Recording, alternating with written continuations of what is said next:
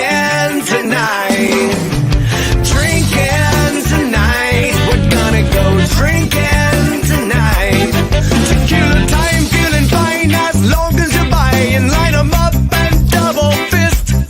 We drinking this, drinking that, drinking till we yak. There's never been a night like this. Oh yeah, Jaeger bomb time, Corona and lime, party all night till closing time. You know that girl gonna drive me to drinking.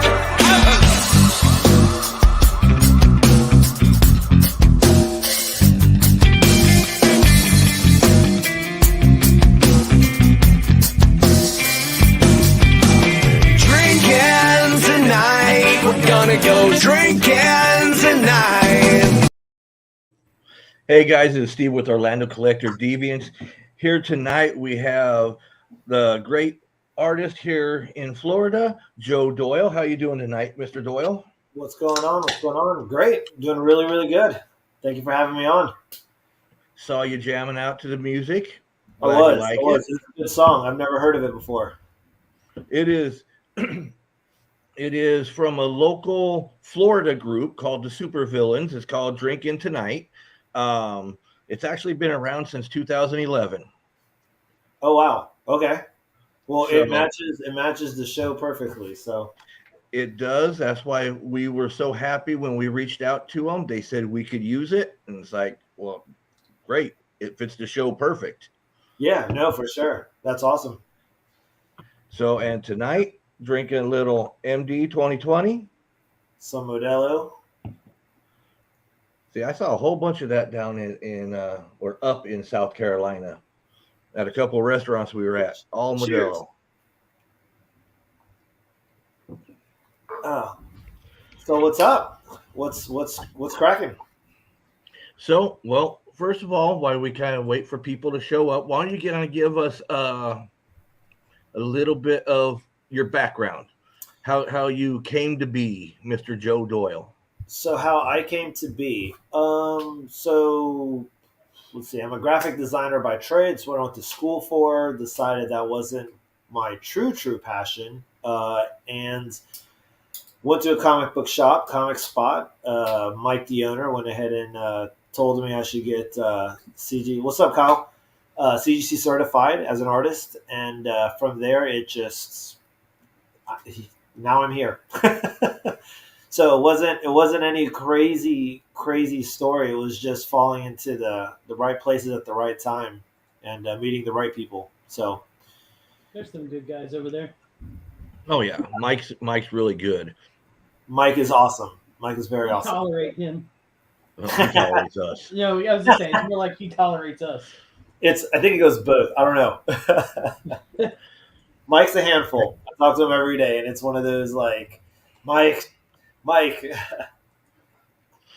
And Jennifer Louder, she's another local artist here in Florida. Oh, nice. Hi, How Jen. you doing tonight, Jennifer? So, Cool. oh, that hit weird. Now you do all kinds of art, but you're kind of very known for your Venom. Correct. So Now, how did you get into Venom? well, my first piece I ever had done before I even left my real job was or my career was in the kitchen. It was a piece of Venom that I did, and my wife told me that that's really, really good, and I should do something with that. And I was like, I have no idea what to do with it whatsoever. So I did that, and it was a sweet Venom. It's actually my top 3 selling prints, which is funny because it's my first one I ever did. And then I did a couple other pieces, and then sat in my office for like 2-3 years, and then that's when I went to Comic Spot and just started talking to those guys. So I'm trying to think of the story because it was kind of a while ago now, I guess. Let's see. Well, people saw that Venom piece and they loved it, and they wanted me to do a commission of Venom. And then I did another Venom, and then somebody else liked it, and then it it just continuously grew to me being the symbiote guy on Instagram at first, and I didn't want to be that. I mean, I don't mind it, but I mean, as you can see, everything here is Venom, aliens, all monsters in that realm. But I didn't want to be pigeonholed to be doing only symbiote stuff. So I started branching out. But people still come in for symbiote stuff nonstop. Like half my, let's say half to maybe 3/4 of my commission list is all symbiote related. So I'm still the symbiote guy, just not, 24/7. Now Jennifer says she's getting over the crud from MegaCon. I hope you're getting good or Oh, better no. from that. And Kyle says Venom is the best. No, man. Yes. Okay, I'm going to tell you, Kyle, you're wrong. Because that guy right back there, that's the best right there. Ghost Rider. Speaking of which, somebody on this show made that. So, And we all know it wasn't me. and it sure the I hell was just wasn't going me. to say, was it you, Trish? My stick figures don't look anything like that. Hey, my stick figure does. It looks like a matchstick with Ghost Rider. That's all it has to be is a matchstick. Yeah. Exactly. Yeah, no, Kyle Willis, Jen. Nice. How many people? So I need to put this on my phone so I can go and see like who's commenting because I don't even look at the side real quick. Oh, well, I tell her, see, that's the one thing, Joe. If you look, I put it up on the screen. I saw that. And I always, when they comment, I always repeat back what they're saying. So Gotcha. that way you don't have to worry about it. Sounds good. So, Put my phone right to the side then. I don't have to worry about it. Hey, Brittany says, "What's up, folks?" Now, see, Brittany, Joe, if you don't know, that this one right here, Carlos Navarro, Yeah. Brittany drew that. Oh, no way. I was actually going to ask you before we got live because I recognize the face, but the artist, I was going to ask you, but because it's right there. No, it looks great. It looks like him. I knew exactly who it was before you even said anything. Yep. He and Carlos liked it because it was the first one ever as one of the bros that he's had somebody draw him. So. Oh, really? Cool. Yep. Very cool. Were you at the Orlando? Was she at the Orlando show? No, she wasn't able to make it, but she made sure that it got to me because it actually got to me through Javier. Oh, okay. Javier Lugo. You probably know him, don't you? Yeah, you introduced. Yeah, I met him. I think a couple times actually. Okay. Well, him and Brittany actually did a comic book together. Okay. So Brittany made sure to give Javier the picture to get to me for Olo. Nice. It was a whole big thing. But but it's on the wall now, right? It's on the wall, and it's there, and it's great. Now, you're talking about a comic spot, so that's your local comic book store? It is. Comic Spot is my local comic shop. So what's on your pull list? My pull list. And if you just tell me, it's only Venom, I will smack you. Well, good thing we're digital right now. Venom is on my pull list. What else is on my pull list? I have any Marvel.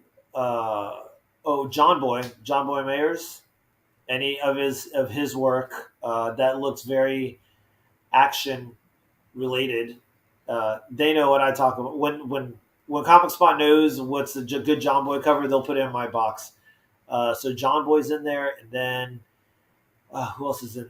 What else is on my pull list? It's and any nasty looking Carnage. So basically symbiotes, symbiote stuff. Okay. So no turtle stuff, and you call yourself a turtle fan. You gonna tell me no turtle stuff on your pull list? No. Well, see, here's the thing: if you put it on your pull list, you're going to put it in there regardless. But I'm always there Wednesday at like 11:50, 10 minutes prior to the open, so I get first grabs on like what's on the wall. So turtles, I have like 2 short boxes of turtles. So I do get turtles, but it's just not on my pull list. Okay, we'll give him that though. 2 short boxes. and he calls himself a fan. Listen, it's. I've been doing this for 2.5 years. I got 12 boxes, right? Well, okay, we'll go down to like 8 boxes of PC personal collection stuff. But as far as my other stuff, it's full of exclusives and whatnot. So Now, Jennifer has a question for you. When you say symbiote pieces, does that include trills from Star Trek, Alien, and all the ones from Stargate?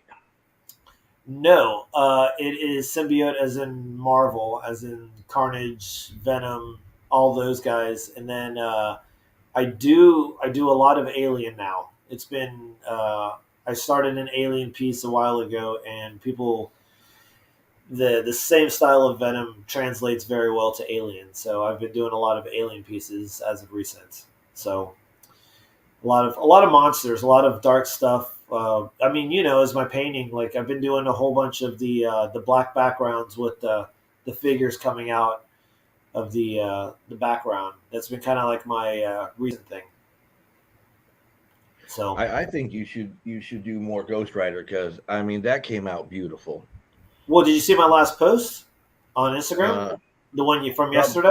It's a Ghost Rider. No.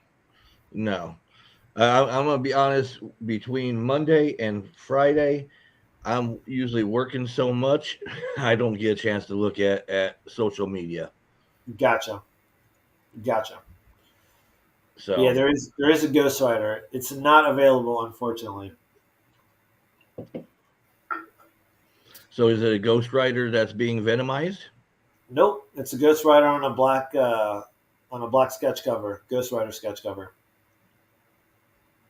So have you done a Ghost Rider venomized? No, I've not. I've done a Moon Knight venomized, but I haven't done a Ghost Rider. Not yet, Well, at least. Moon Knight sucks, so we don't talk about him. Did you at least like the show? I haven't watched the show because I have been told it really, really bad. So don't even watch it. Bad is in what, like following the lore of like the comics, or just in general, like as if the comics didn't exist? Just in general, like you get maybe a whole 15 minutes of Moon Knight out of all 6 series, all 6 episodes. Yeah, agreed. Yeah, that's the one. That's the one. So That was I mean, I don't know anything about Moon Knight. I do now after the show, but again, it's a series, so not everything is exactly to the way it was in the books, from what I've been told. But I enjoyed it. nothing like the books. That much I know. But Marvel has that thing of they take a bit here and there and just do their whole new thing. Well, they have to. I mean, for the audience sake, not for the fan. They do it for the audience, not the fans. Which I still haven't really decided if that's the way to do it or not. Because if they did it for the fans, for the comic fans, we would already know like everything about it. Like they gotta have their little spin on it. You know what I mean? Yeah, To some things. they do it for their movie and TV fans. They're not doing it for the comic fans because comic fans they already know are going to watch it to see if it's even close or not. So they already got that. They're making a whole new world for the people on the movies and TV. Right. Like I will say, as much as a Venom fan as I am, I was not impressed with the movies.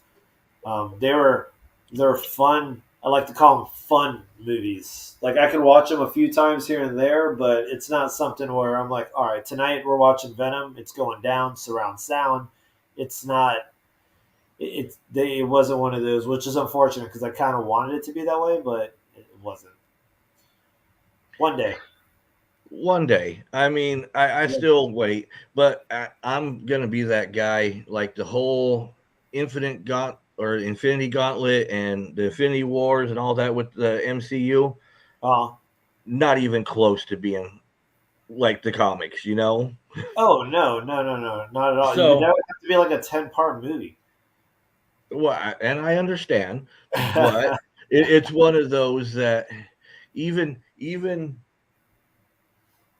I guess to me, like Captain America Civil War, you could have named it something else besides Civil War because that was actually a big moment in comic book history.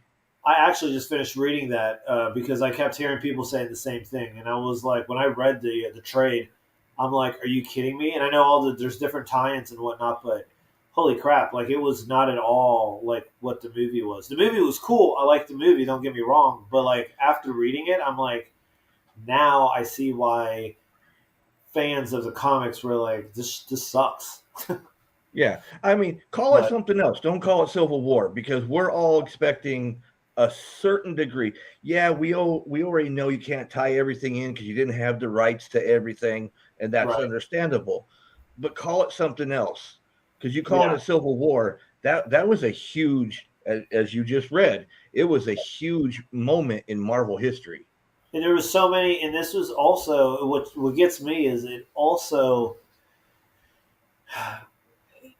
it was also the time. Correct me if I'm wrong. When the rights were starting to kind of get tossed around from Fox to Marvel, right? Wasn't that like in the very Yeah. beginning of all the stages? So if that was the beginning of it, I don't understand why they decided to do Civil War when there was so many freaking characters in the storyline.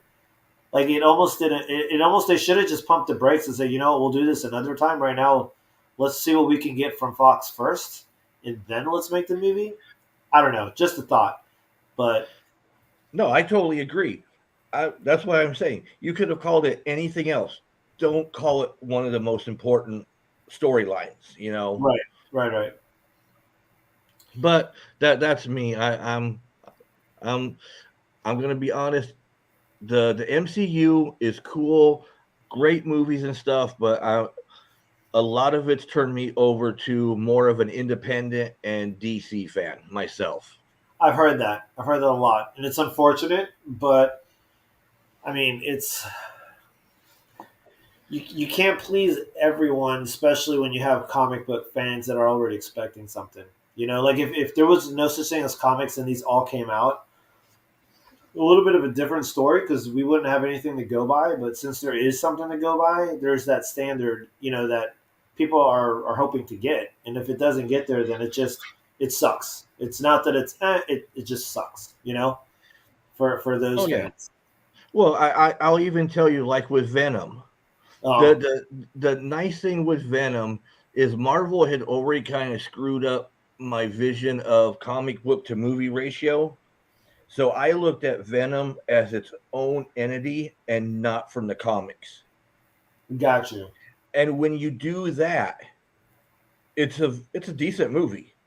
But Yeah, you that's got what I said. It's a fun movie. you have to separate anything that it's from the comics, you know. 100%, 100%. And see, I went into it thinking it was going to be the comic version because every every piece of advertising that they had for that movie wasn't lighthearted and funny and all that fun jazz.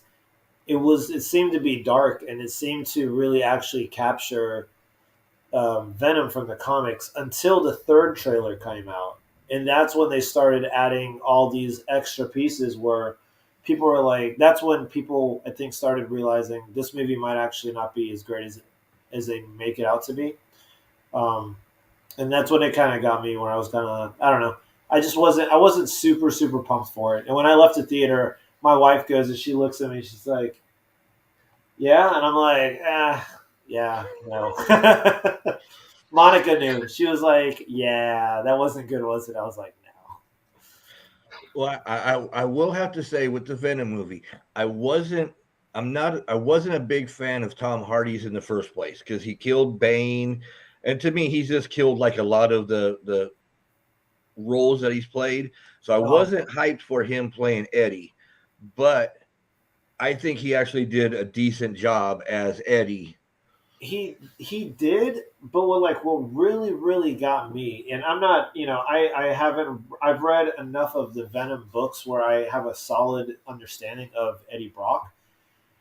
He was very upset and very, just an angry person, as a whole, which is totally understandable for what happened, with Peter Parker and all that, for getting fired and all that.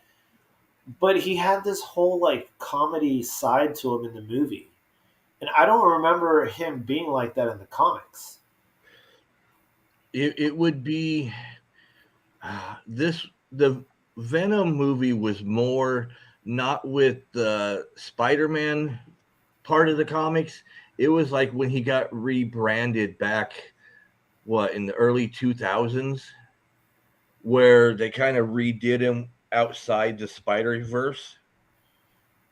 Got you. You See, I know, didn't read any of those. I read like the true lore of the very beginning, and then some of the recent stuff where it's very dark.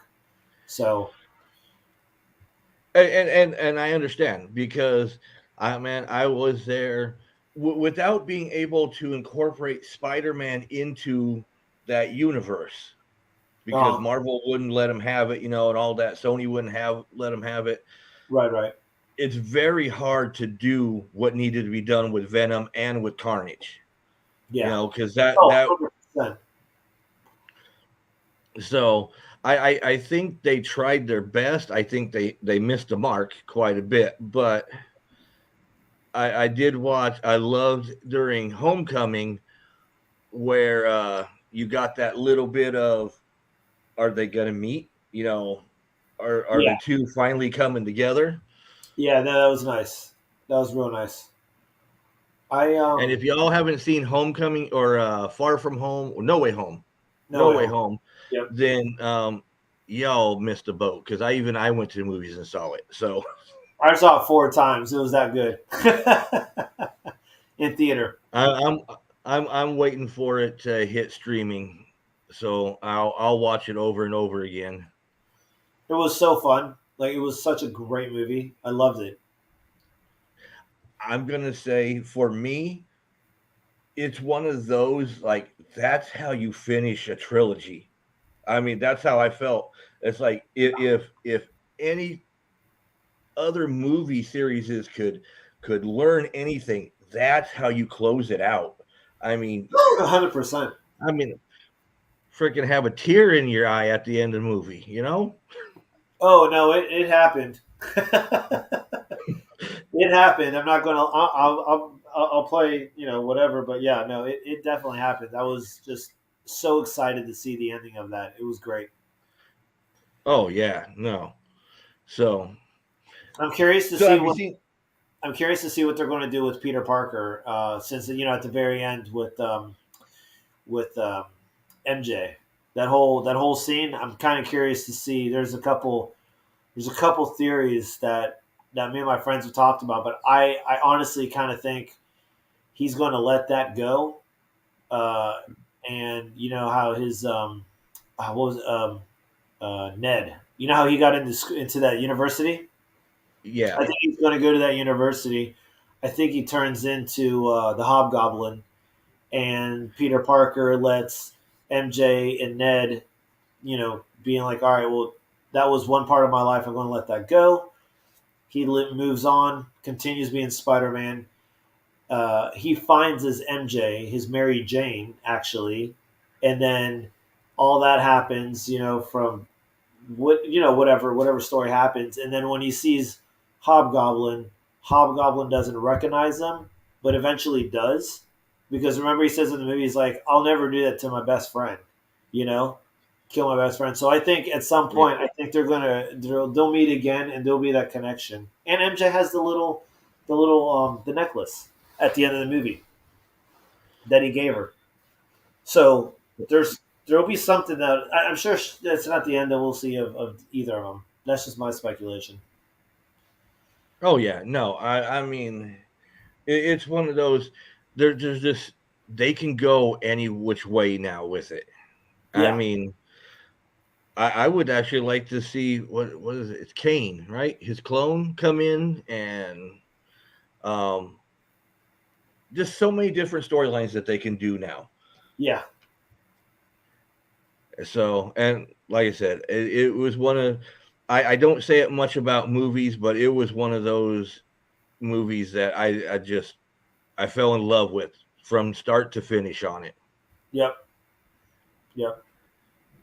Okay, so now we went off into left field. Let's go back in. Now, you've actually done some cover artwork I have. on a few comics. You want to talk about that? Yeah, I did. So my first published cover was for Stray Dogs Dog Days #2. I have it right here.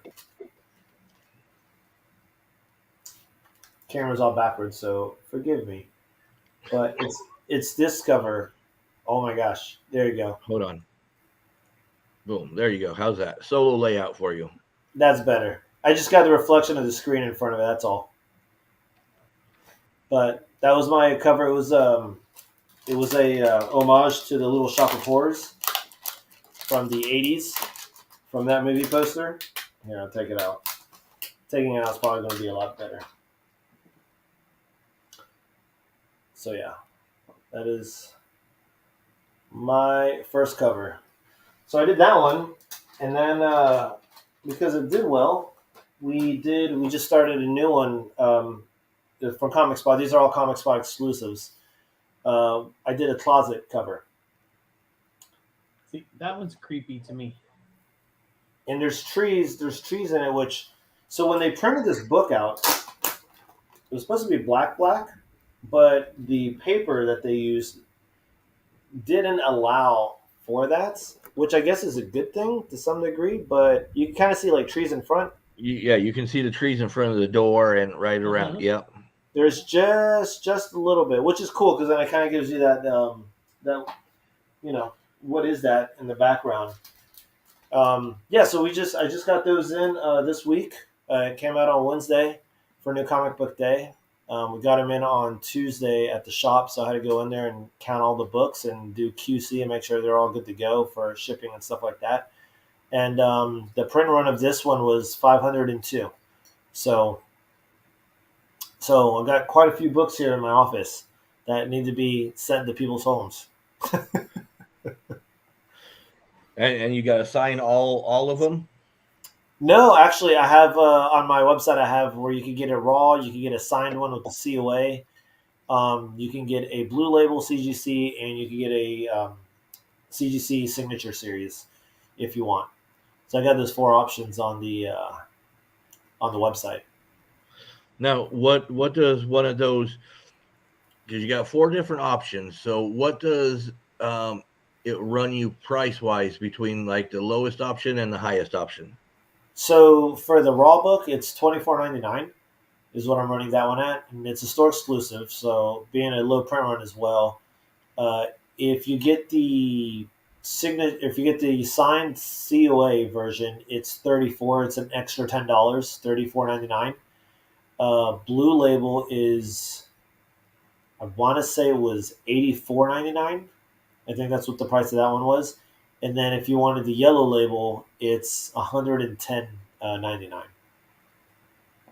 Now, for people who don't know the difference between the labels, what does yellow label and blue label mean? So I know the difference, but no, for sure. So blue label, I actually have. They're over there. If you give me 1 second, I can go and bust out what I got here. 1 second.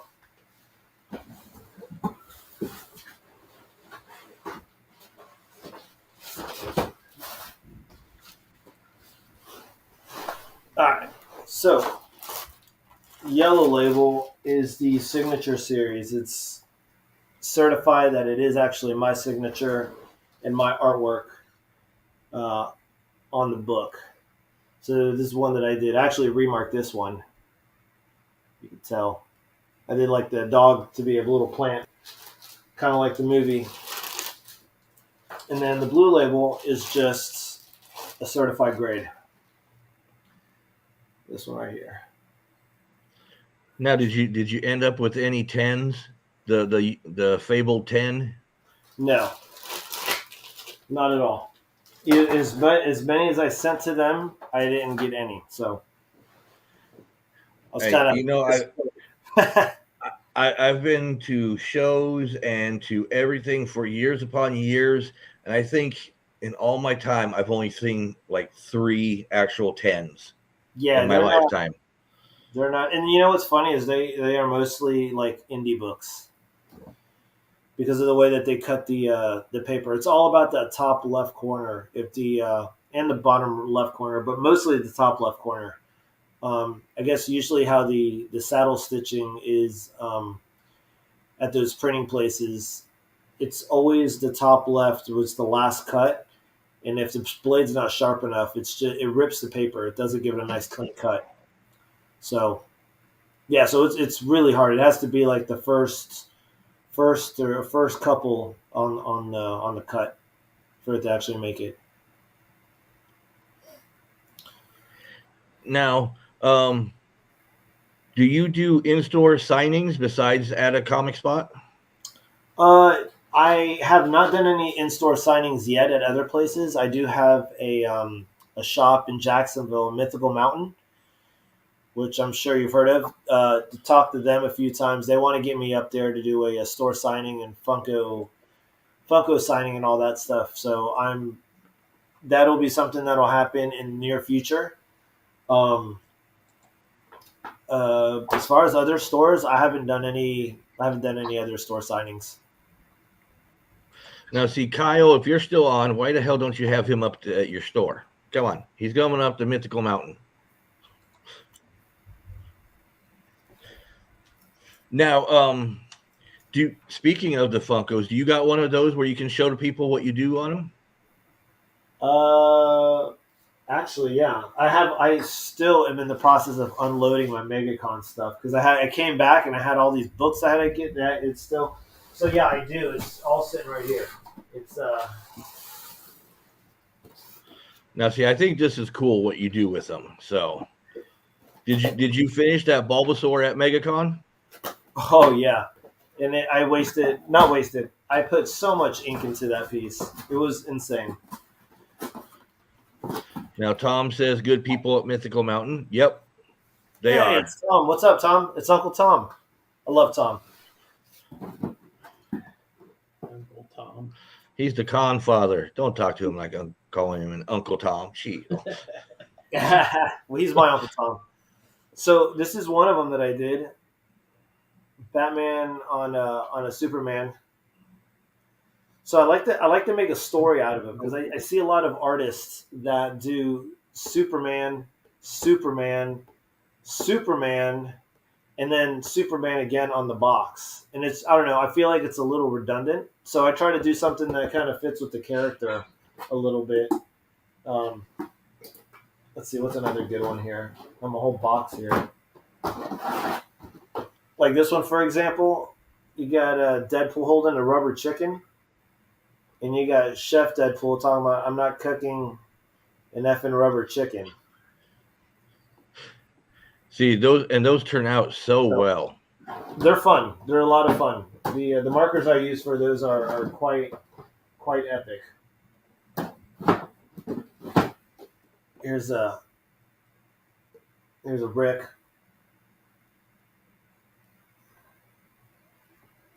See, do you see that, Trish? Oh wow, That one actually looks almost like a cell print. it does. Well, thank you. It's yeah, these like I love drawing on these. These are a lot of fun. I've been to a couple Funko shows before. Those are always great fun. The fans of the Funko Pops are a whole different breed in a good way. I love hanging out with those guys. So I plan on going to more of those Funko shows. So we'll see you in July, right? Is it July? June. In June. I'm not able to make that show. I think there's one that he's having in, I think it's October. I think it's October or September. Okay. Yeah, he does them about every 3 months. So. Right. He was telling me that. So yeah, I'm definitely on the list for the one in. I believe it's September when he's doing it, or October. But yeah, I got a bunch of shows. Now, how much? I hate going back to the pricing, but just so when people are watching the show, how much do it costs to get you to do something like that on a Funko?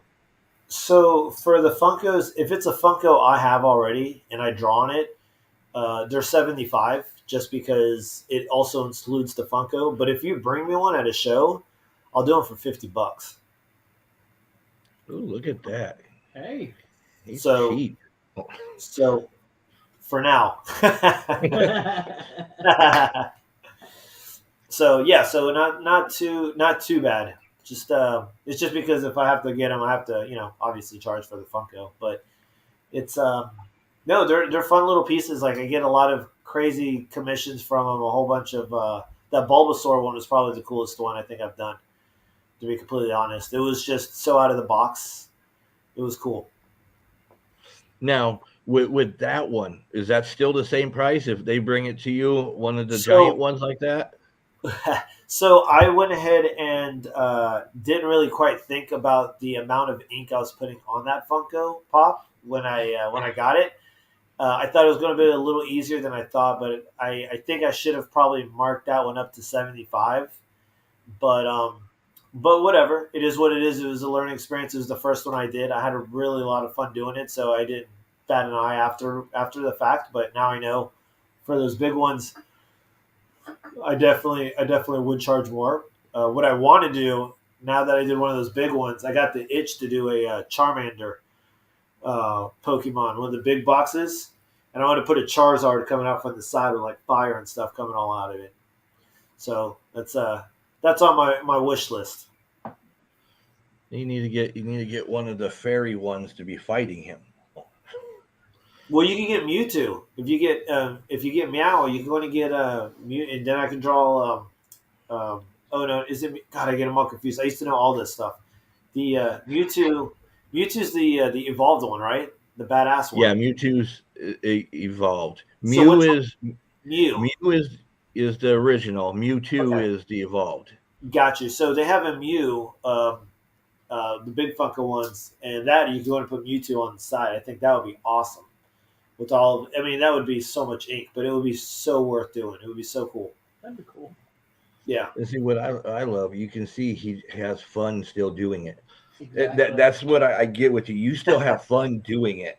I do. Well, it's all new stuff. Like that's the thing with some of these artists, which I get, and it's like any other job, right? At the end of the day, like I'm still new at this. I've been doing this for 2.5, almost 3 years, coming in October. Um, it's new to me, but I haven't been in comics for my whole life or anything. So, or anime for that matter. So there's literally hundreds of new characters that I'm learning about, and I still need to learn about. Probably up until if I continue this until I retire, that I probably won't even know about. There's just so many of them. So I'm always learning about new characters, and that's the fun part. Is when someone comes to me with a commission, it's like I want this character. I'm like, I have no idea who the hell that is, but let me do some research. Let me come back to you with some ideas, and then we could spitball some ideas because now I kind of know what you're talking about. So, and then that's the fun part. Somebody I can stump on a character. Oh, all day, There, there, all there, day, all day. Yeah, yeah. there's a couple. Well, one artist in particular, cool as heck. I sit there and I try to stump him with the most obscure characters ever, and he knows exactly who I'm talking about. I haven't been able to stump him yet. You should give him a Dino Riders character. Oh, he probably knows them. I'm telling you, I have deep dived into. They've only showed up in a half of freaking panel, and he knew exactly who it was. That's crazy. I know a couple people that are similar like that. Like they only need to see it one time, and it's embedded in their skull. It's crazy. Oh, see, you're a turtle fan. Trish, hand me that. I'm going to show you something I picked up at MegaCon, Okay. and I'm surprised it's still around. Too. Is it a lunchbox? Nope.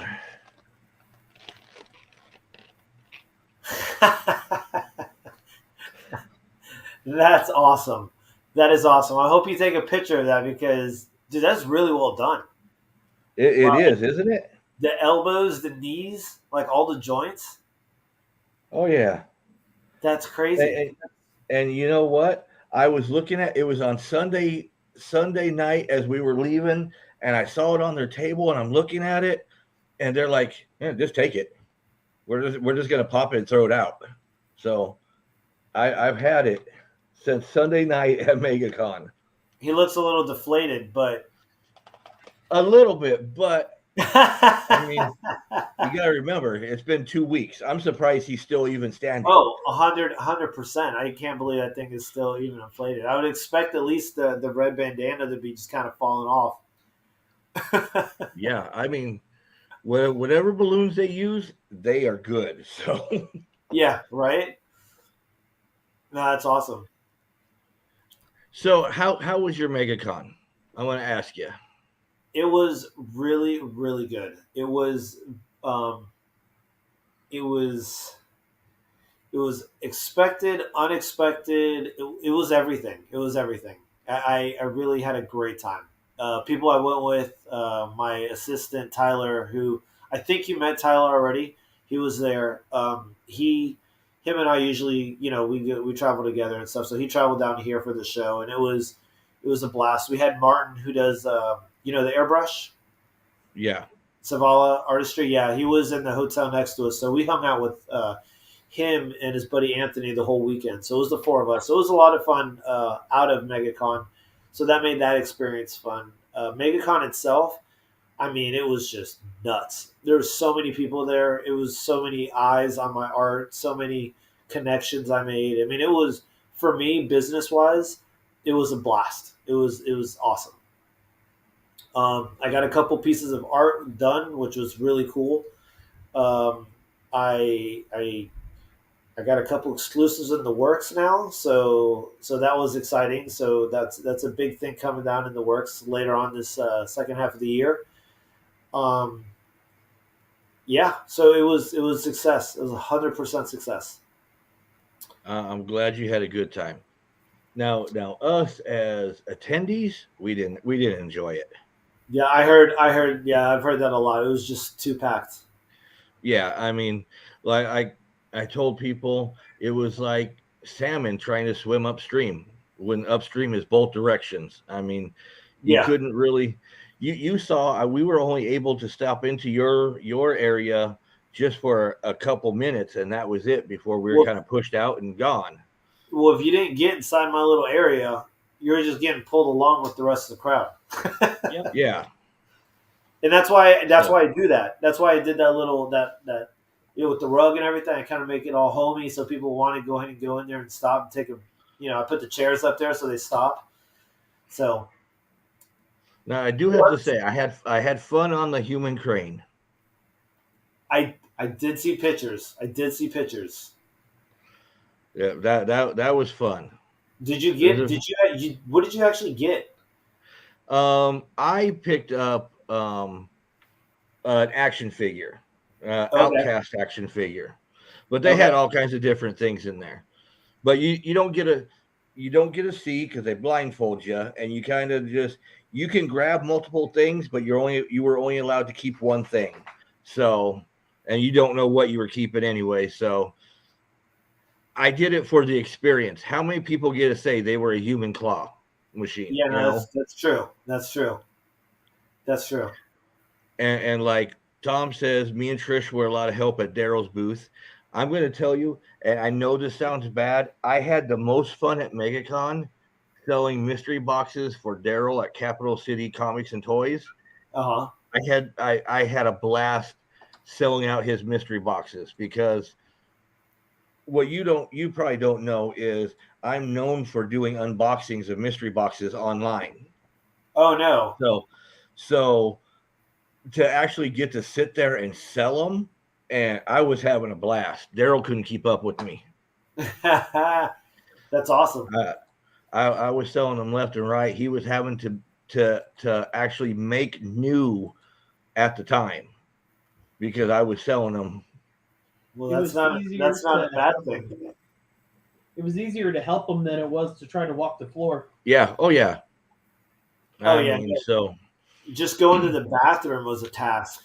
It was like I had to make sure, like the second I had in my head I had to go to the bathroom, I had to go now because if not, I'd have to wait, in the sea of people to actually get to the bathroom. So Well, it was tough. and then the whole internet thing. Oh man, that was a mess. Oh, yeah, that was no, that was tough. It was so AT&T was the only provider that was working in the building at when everything went down. So Corey, Corey from Comic Spot, Yeah. yeah, so he has AT&T. So I did a hotspot off of his phone, so I was able to use it um, for cashing out and stuff like that because I was kind of just sitting there like, okay, now what? I only take cash. So Well, and I had bought a T-shirt from one of the vendors, uh, independent creator, and I was gonna use card because I gonna tell you at MegaCon I don't want to carry cash. I just don't feel safe carrying cash at MegaCon. That's me, with all the people. Yeah.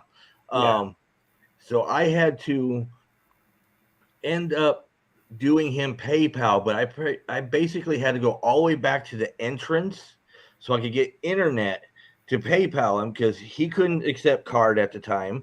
Nobody could get the Venmo anything to work. So, like I said, I had to go all the way out to the entrance just to PayPal him the money for the T-shirt. Damn, that's crazy. Yeah, no, it was really bad. I mean, I was towards the end of the show, anyways, by the wall, but that didn't do anything. It was it's crazy what those buildings, how much they hold, for like signal and stuff. Well, I wanted to go over because we're T-Mobile subscribers, and Um, T-Mobile had a booth there. It's like I wanted to go over there and say, "What the hell, dude? You guys are sponsors of the show and can't even get your own internet to work." you should have. You should have. Yeah, that was a kind of a frantic moment for sure. So But what was the coolest part? Because was this your first MegaCon? no. What's up, Jeff? Uh, no, it was not. I went last year. I was exhibiting last year, but I was helping out Comic Spot. That was my second con I'd ever been to, and I didn't have a table. It was because it was right after Suncoast. Suncoast, he gave me a wall. He goes, just put some art up there, and let's just see what happens. I'm like, all right. And then MegaCon came up, and he goes, I'll give you a wall again if you help me set up and break down, and let's see what happens and see where it goes. I'm like, okay. Well, last MegaCon, I think I did a little better in money wise last year than this year, but this year it was all about the connections and meeting people and that type of thing because everyone was there. Because last year there was people there, but there wasn't the big players that were going to be talking about exclusives. Like they were, people, Everybody was still COVID scared. yeah, and people were worried about making money, and they were more focused on that because they had been struggling during COVID and all that. So, like, it was totally understandable. And it was my second con, and I didn't want to just like leave either. Um, but no, it was good. It was a good show last year, but this year just by far just was totally much better. And as Joe already said, hey, what's up, Jeff? Hope you're having a good night. Um, so did you see anything cool at MegaCon, or like I said, you probably didn't get out much? Angel, what's going on, man? No, I what did I see that was like really cool? The Whatnot, I will say, Whatnot came to impress. Like their whole setup was insane. They spent more than who knows how much money on that setup, but it was really cool with all the fixtures and all that, the lights and all that. It was cool. That was pretty neat for what that was. I will say the one thing that kind of blew my mind was meeting Francesco Martina. Do you know who that is? Oh yeah, I thought you had more. Sorry, Oh no. I didn't want to interrupt you. So Oh yeah, no. That was I think probably one of the coolest because he doesn't come here to the States very often, and I don't know, that was one of the first artists that I kind of gravitated in as far as technique and style of artwork. Very dark and just very very my style of work. So it made sense. But yeah, meeting him was cool. I got 3 sketches by him, which were killer. Um, they're at CGC right now, so I don't have those with me right now. But it was very cool. Very cool to meet him in person. That's cool.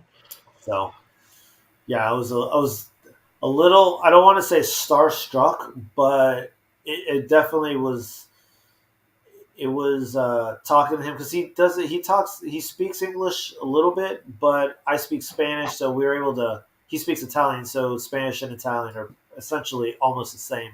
So I was able to speak to him, and we laughed a couple of times here and there, but it was just seeing him work was just astonishing. Like he literally would. I saw him start one piece. He would literally look at the blank sketchbook for like 10, 15 seconds. No lie. Like you want to sit there and be like, what are you doing? Like, why are you sitting there staring so hard? After those 10, 15 seconds, he just goes to town on that sketchbook. Like he literally just visualized what he was going to draw. And before it left his mind, he just started drawing it on that sketchbook. It was the coolest thing ever. And he doesn't draw like what typically people would think, which is, let me draw the eyes, the nose, the mouth, the shape of the face. He would go shoulder, eye, hands. Like he was literally moving all over the place on the sketchbook in different sections, like every few, like 15, 20 seconds. It was really bizarre, but it worked out. Oh, I can totally understand because I got to meet somebody kind of like that a few years ago. Mr. I can't pronounce his name. Mitsuhiro Arita.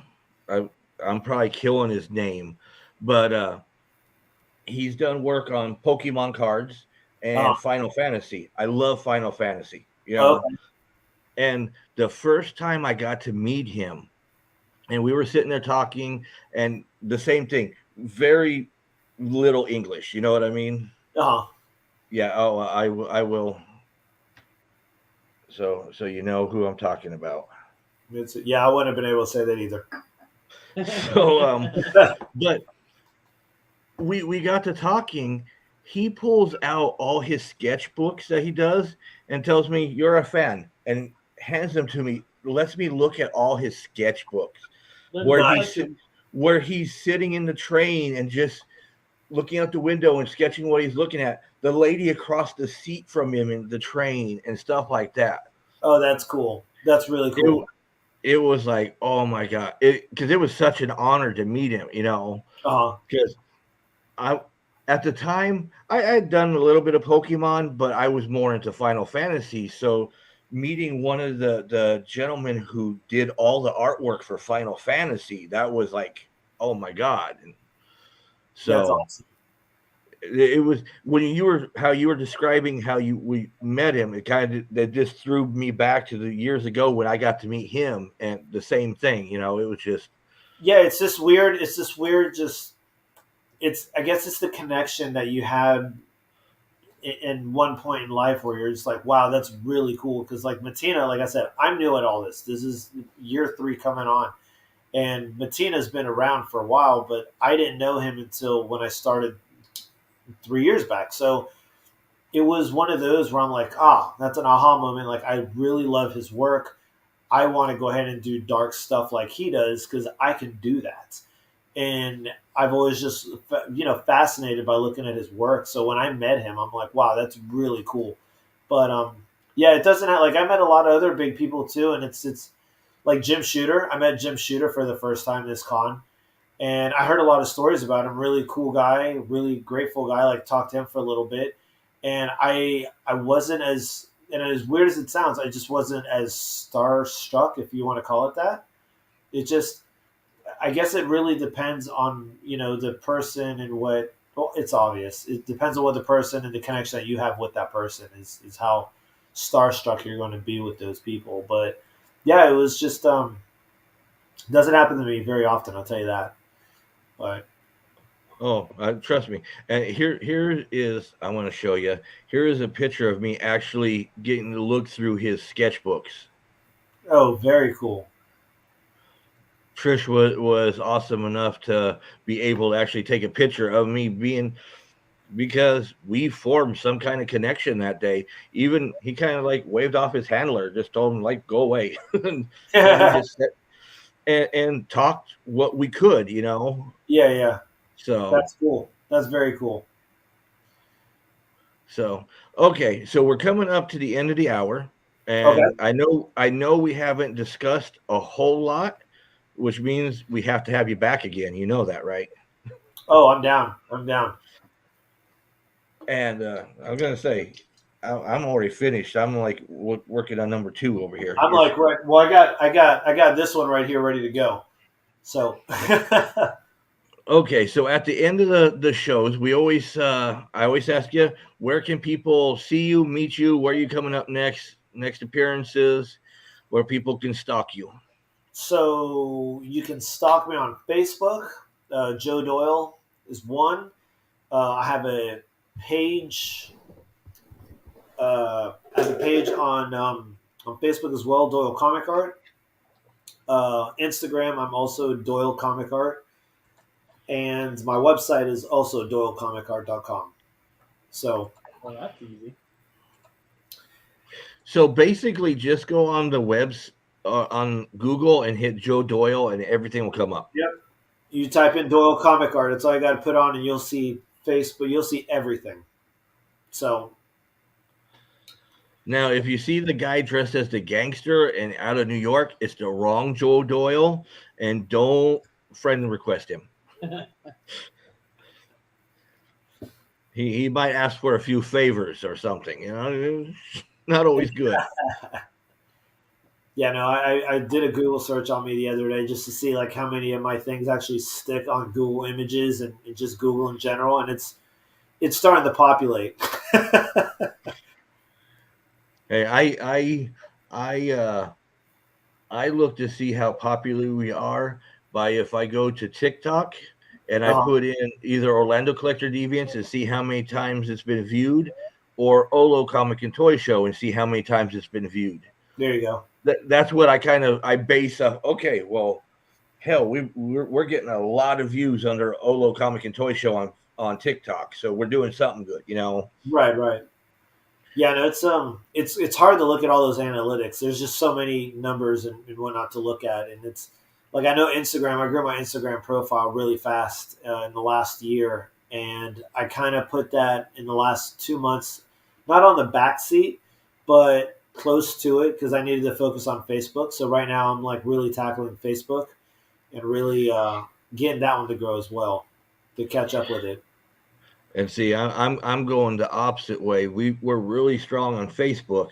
I'm trying to do the TikTok, trying to get because right now that seems like the big thing right now. So Yeah. that's where I'm trying to get us a better foothold in. Well, don't forget Instagram Reels too. The Reels are another big thing, which is essentially what TikTok is. Is.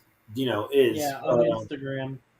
But yeah, on Instagram, those Reels. I'll tell you what, my buddies do a bunch of Reels. I need to start doing some Reels as well, but they just get thousands and thousands. I mean, if you look at the views on that versus the views on a post, it's just like it's such a difference. It's because people just sit there and just watch videos nonstop. It's crazy. Oh yeah, trust me. I live with somebody who does that. I don't know what you're talking about. Okay, so your next physical appearance, Yes, my next physical appearance is and that'll be in the bathroom at 5 minutes after the hour. right. No, so okay, we can cross that out. That's what we're doing right now. So Plant City Comic Con is June 26th. It's going to be at the it's in Plant City at the winery that they have. I've never even heard of that one. It's a new show. So I'll send you details on that one. It's called Drink and Sip, or Drinking Sipping Comics. Sipping Comics, I think. It was. I do not know about that. I don't know. But you're yeah, gonna I'll have to send send me you info because I information. don't see anything on it. Type in June 26th Comic Con. I bet you'll find something. And type in Plant City. Well, we usually do the all the events that are going on the for the month, and that one did not come up on anything Really? because we even got My Little Pony Fair and Convention in Tampa. What? They have a whole show just for that? Yeah, Yes, they do. Damn. That's May new. May 25th through the 26th. Then we got the AMO, the Anime Festival Orlando for the 25th through the 26th. Then we got a couple in-store signings, but we did not see that convention at all. So, Well, I will give you guys the information on that one for sure. But after that, I'm going to Fan Expo in Chicago, which is formerly Wizard World. So I'll be doing that show, and then I have a booth set up at Tampa Bay Comic Con. okay. I had to do a booth for my local show. I mean that was a given. And then after that, I got the Daytona Beach show. It's like apparently like that's like a little show. Apparently, I don't know. I don't know who throws that show. It's a small one. Just a Oh, teeny no. tiny little one. Yeah, nobody knows that one. They must not do any marketing for it. Yeah, none at all. No, I got Tom's show September 10th and 11th, which will be a lot of fun. And then I'm going to Memphis in September. Is that Elvis Con? No, why? Because I have hair? Is that what it is? No, yeah, no, it's Memphis Comic Expo. I'm going. You know Gator Guards? Yeah. Yeah, so they have me as a guest at their booth for that whole show. So That is cool. yeah, so that will be a lot of fun. And then in October, I have a Tampa Comic and Toy Show. Tampa Comic and Toy Show. Which one is Tampa Comic and Toy Show? Is that Tom's new one? The Citrus Comic and Toy Show? I don't know. It's in Tampa. It's October 23rd. Okay. I don't think I know that one. There's a lot of new ones popping up. So I'm seeing this. And of course we're gonna see you at Olo Comic and Toy Show next April, correct? oh, for sure. I think I already signed up for that one. Because That's in Orlando too, right? In the same show or same place? yeah, same place. Yep. I like that venue. That was a really cool venue. Yeah, we only have one problem is MegaCon announced their dates to be a week before our show, and we had our show planned for a long time. Well, you And got now to MegaCon's. Oh yeah, like they even care about me. Yeah, they don't. Well, MegaCon is like really screwing with a lot of people because they're going up against the week before Indiana Comic Con. They're going to be the same weekend as C2E2. They're going to be the same weekend as Steel City Con. Steel City Con. I mean, MegaCon is like trying to piss some people off. Yeah, Fan Expo is doing. It sounds like they're trying to take over, but there's like no reason to take over. Like there's no like everyone can still have their own spots. You know, like because I know. now what's going to end up happening is not to say that 50% is going to go to C2E2 versus Mega, but you're probably going to get 25% less people that are going to want to go because they want to go to C2E2. Well, see, what it comes down to is the vendors. I mean, C2E2 is a great show for a lot of vendors. Yeah. And so is MegaCon. So what it comes down to is how are they going to split it up to try to make up that money, Yep. Yep. And then also like Steel City. I mean, there's just a lot of things going on, and I don't know. I don't know why you'd want to take MegaCon from May and bring it up to April. It could be that that's the only time they could get the convention center, but you think a show that big that brings in that much money would have a little say of when they get when they can have. Been May. Always been May. Yeah. Yeah.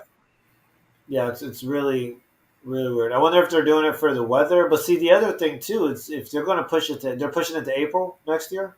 Yeah. Yep. The end of all the rain. the end of March, beginning of April. Oh wow! So it's like, yeah. I mean, I will say the weather will at least be nicer to load and unload. I mean, if you want to look at it that way. But me personally, I also look at you're not going to have the parents with the kids because they're not going to let their kids are still in school. That's a good Which point. is why May has always been a hit. Yeah, May's always been a hit because it's at the end of school. I mean, they moved it up a week this year, and they interfered with a lot of graduations. Yeah. Because usually they're their Memorial weekend. What about maybe? Now I'm trying to think. That's a good point with the school, but if they're graduated, they may be on vacation doing things. Whereas if they're still in school that weekend, they're in Orlando. Yeah, but they're not. The parents aren't going to take the kids out of school just to go to MegaCon. Yeah, I mean, if they get the 4-day passes, I'm thinking for the weekend. But yeah, I see what you're saying for Thursday, Friday, because there were a lot of kids Thursday, Friday. And like I said, this year you're only dealing with, because even some of the vendors couldn't be there like on Thursday or Friday because their kids were graduating high school. You know what I mean? Oh, really? I didn't know that. There was some of, at least I know some of the local artists that had to skip like Friday because their kids were graduating. Gotcha. So then that's what I'm saying. So, but the rest of the schools were already out, so they could enjoy MegaCon. Right. But if you keep it at the end of May, then everybody enjoys. You can even get the people from out of state that are coming over here for vacation. Correct. I don't know. That's just me. Don't a lot of people come for vacation? They go to Disney like the next week or the beginning of the week for MegaCon? Yep. They make it a whole thing. Yeah. Yeah. Well, I mean, maybe next year they'll learn if it doesn't work out, and then they'll change it the next year. Well, like I said, they'll. I'm going to be honest. They'll make a killing like they do every year. Yeah. I mean, all of us are just peons. I mean, I know a lot of vendors who complain but still turn around and buy the tables. Yeah. So, and I know a lot of people who are visitors who complain but still turn around and buy the tickets. So, as long as you still support them, they're going to keep doing whatever they want to do. Exactly. So, but that's all I'm going to say on that. But I am going to say this weekend, Marvelous Merchandise is having a warehouse sale in Kissimmee. Right? Is it Kissimmee or is it Orlando? It's Orlando. Orlando. So if you guys want any of his awesome stuff, everything there is $20 or less that he has out for sale. Louis with Marvelous Merchandise and his whole family will be out there selling on Saturday. And then also Saturday is the pre-game warm-up, I'm going to call it, for Comic Fest, a.k.a. Lake Collecticon in Leesburg at the, what is it? The Lake Square Mall. And then Sunday is Comic Fest at the mall / Lake Collecticon. 13 years, right? I believe it's 13 years this year with Greg. And that's from 12 to 5 at the Lake Square Mall up in Leesburg. I'm thinking about possibly going to that.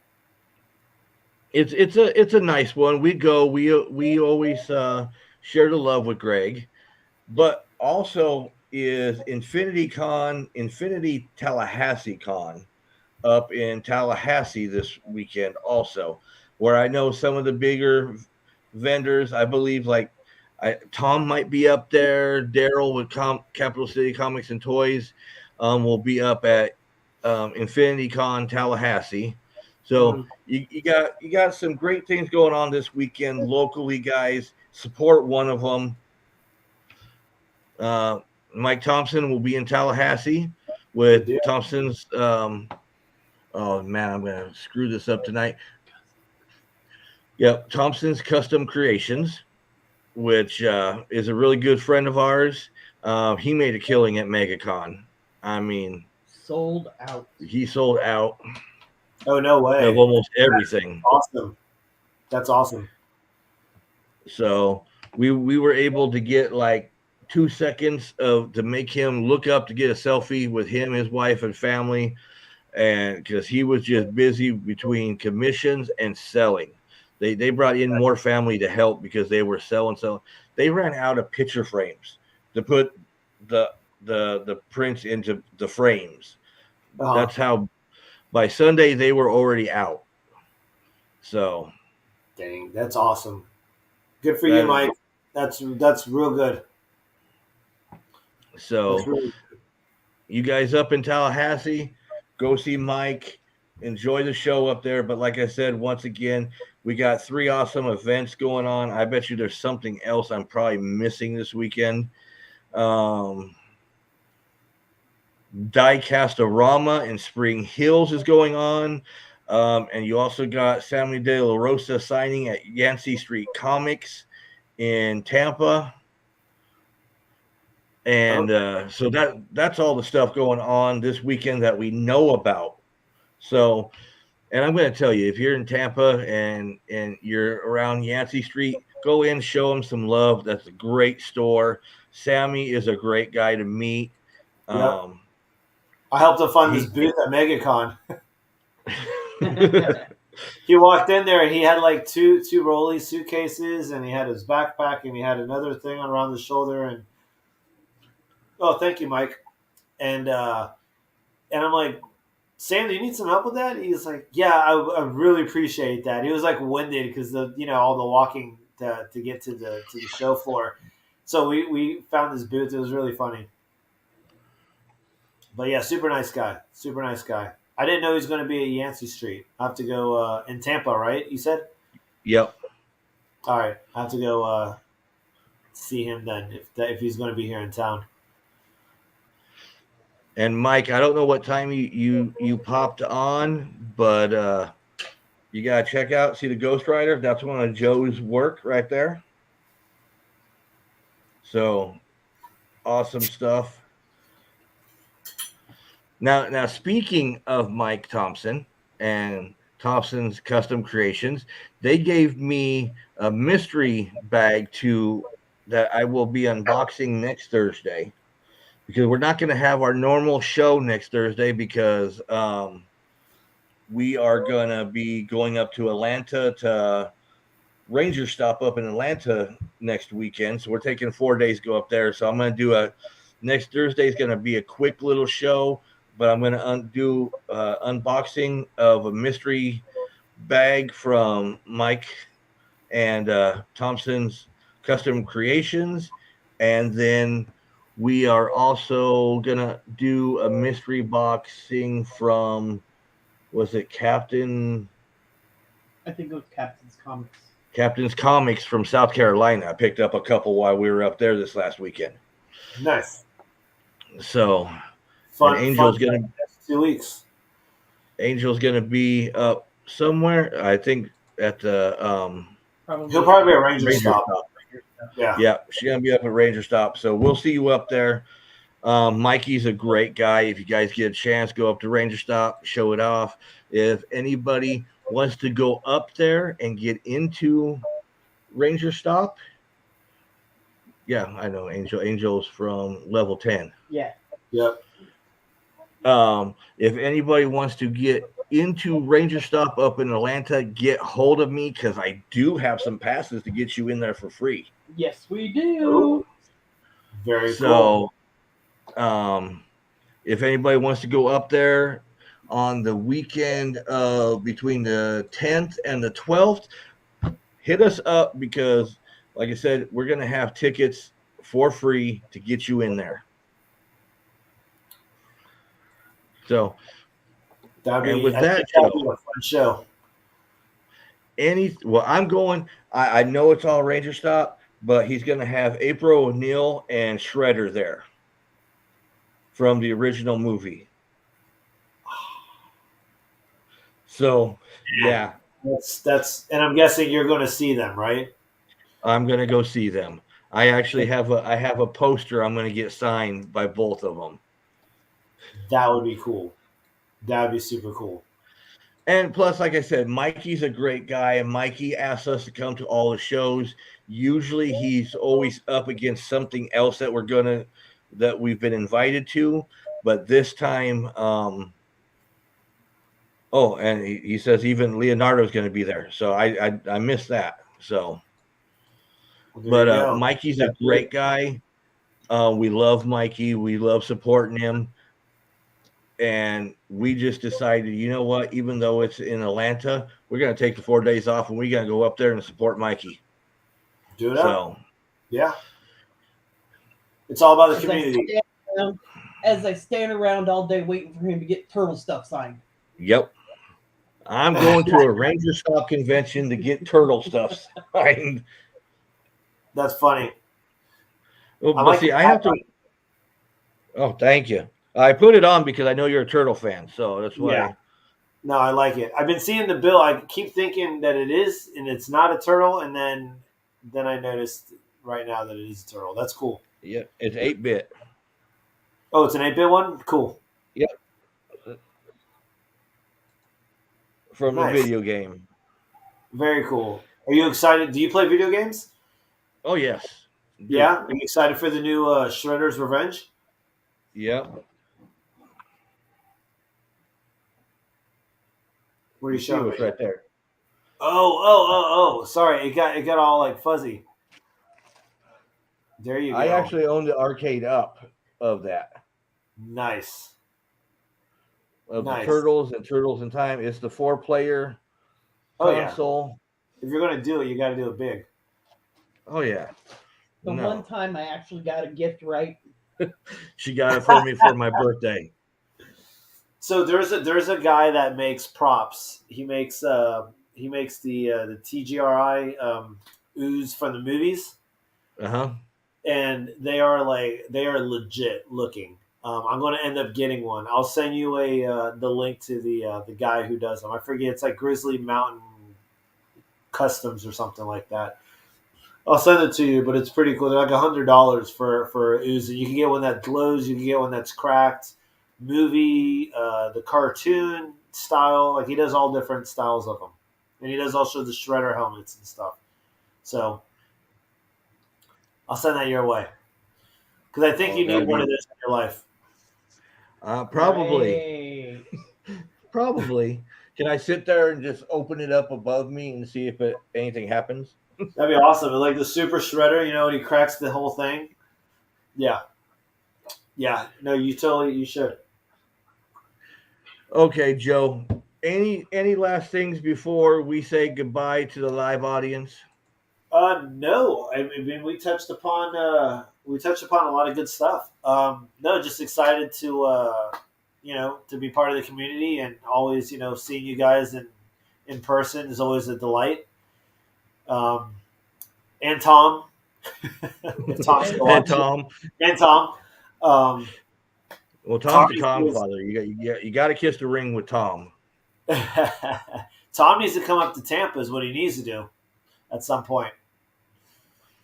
Tom, give him time, he will. Tom goes up to Tampa. Like I said, I think the citrus one is his. I know it's like right outside of Tampa, I think. Or he has something to do with it. Or he has some. Tom has his hand in everything. I know he does. He loves you too, Joe. Oh, I know he does. I know he does. We're working on. We're But working he on used your badges. last name. Look at that. He used your last name. Now you're indebted. We're. I'm working on badges for the Daytona show for him. Badges. We don't need no stinking badges. How Yeah, you come I do. knew you were going to say that? What do you like? Do you like the little bracelet things? That's usually what I get.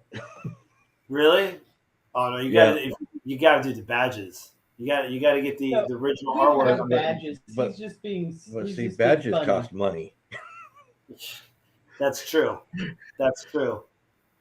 October. Okay. There, shameless There plug you right go. there. October 8th. No. Tom's plugs are not shameless. Tom's are paid. Citrus Comic and Toy and Anime Festival is April 8th. So Okay. there you go. And Tom, then Mike Thompson that's the says, one. love the badges and lanyards. Tom, correct me if I'm right or wrong, but that is the show that I'm doing the badges for, correct? Or is that the one for Daytona? I know you emailed me. I just want to know because we're talking about it right now. Yes, I am running that one. Okay. Cool. But he wants to know, Tom, which one is he doing the badges for? Which one? I think it's You it's the Daytona one because that's the one that in September. Yeah. Because that was the one I did last year, and that was a really we can use a citrus. Okay, I mean that works too. We can use them both, or I can do another two other ones, and we can use them for Daytona as well. You let me know. You're getting one of the original pieces, Tom, of the show or of the badges. Oh, look at that. Tom's up there. I don't even fight Tom for artwork anymore. Me and Tom used to fight for artwork, and I just can't keep up with Tom. No. Well, maybe I'll do a me, ghostwriter. Me and Tom, we do compare artwork because let's see. Oh crap! Hold on one second. I dropped stuff. That works for me. 2 badges for 2 shows. I mean, I'm cool with that. 2 badges for 2 shows. See, Tom, my latest comic book page from Bloodlines. Oh, nice. That's me and Tom are both really big Kickstarter supporters, and we always kind of compare what we get. Actually, he always asks me what I get. He never shows me what he gets. I know. I just got I got a original page from Greg Horn's first published book. Oh, wow. Yeah, I'm a huge Greg Horn fan, and I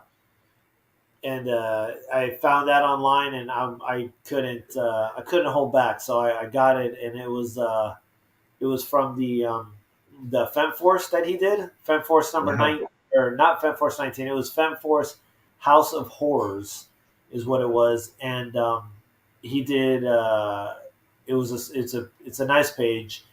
And I showed it to him when I was at Suncoast, and he came to my booth at least 3 or 4 times to look at that piece. He's like, "Can I look at that piece again?" I was like, "Yeah." He just sat there and just stared at it. Memories. Nice. Yeah, no, it was really good. I had him sign it in his old signature, not his new one, so it matched with the times. Bet you that's kind of hard to remember your old signature. Right. Well, that's what I told him. I'm like, don't rush it. I was like, make sure you know what signature it was because I want the signature from when you were doing it from back, your first signature. And he said he thought about it. And Joe's like, God damn it, if you're going to sign it, you're going to sign it how I want it signed, not how you, even though it's your work, I don't care. It's going to be I want it. No. This is my piece. And I told him that too. I'm like, this is my piece. It's going nowhere. I was like, I want it to be like a part of history.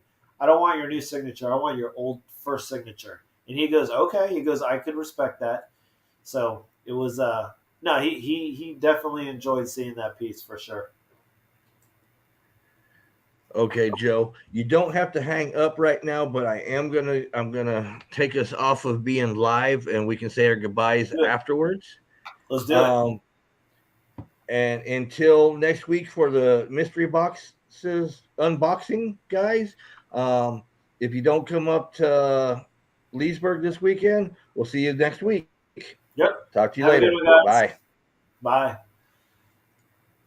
And hold on. Tom says have a good night. I had to look to see who, because everybody likes to do it at the last minute. Of course. Bye, Tom. Bye, guys. Drinking tonight.